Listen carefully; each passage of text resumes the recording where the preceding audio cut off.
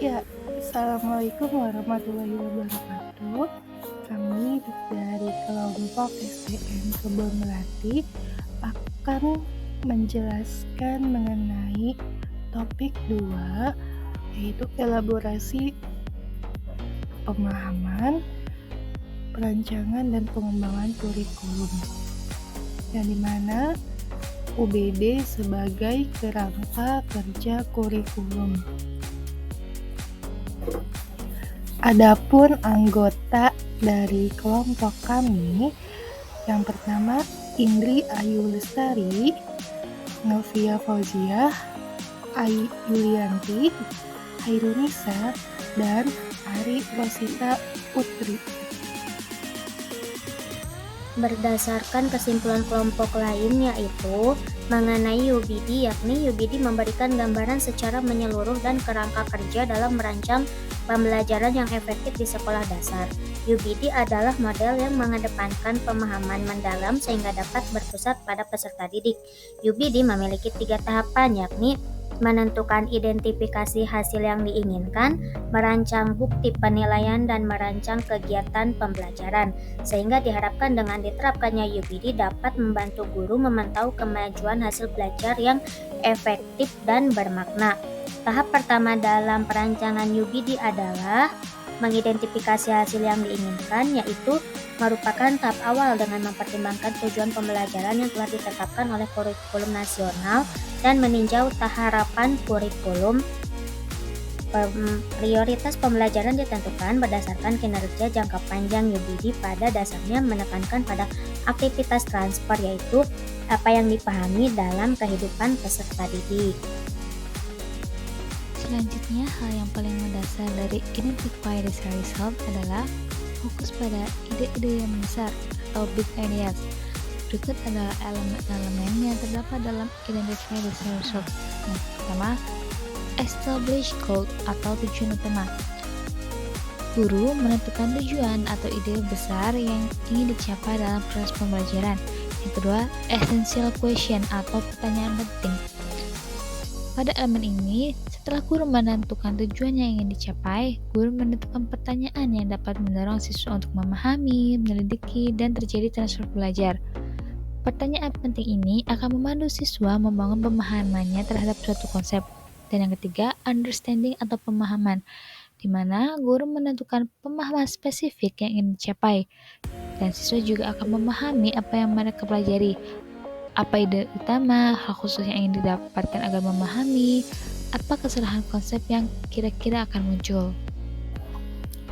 Iya, tadi kan ada pembanding dari hasil diskusi kelompok lain atau hasil dari ulasan kelompok lain. Di sini ada pembanding artikel yang berjudul Understanding by Design in Teaching English as a Foreign Language at SMKN 2 Surakarta, a Case Study, yang dimana pendekatan UBD menjadi solusi untuk mengatasi keterkaitan antar komponen tujuan pembelajaran, kegiatan pembelajaran, dan evaluasi.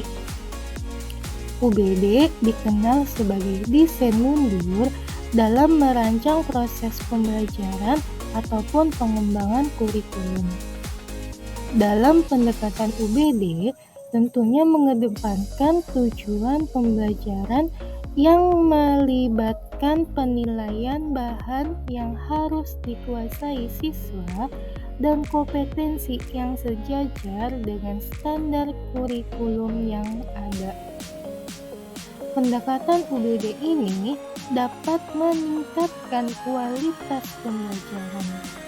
Pada artikel tersebut bahwa dalam identifikasi hasil yang diinginkan, tahap ini melibatkan penentuan apa yang harus siswa ketahui, mengerti, dan mampu lakukan setelah menyelesaikan suatu unit atau pelajaran.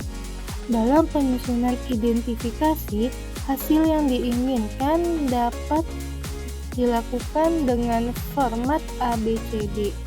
ABCD merupakan akronim dari Audience, Behavior, Condition, dan Degree. Audience merujuk pada peserta didik sebagai kelompok sasaran pembelajaran. Behavior mengacu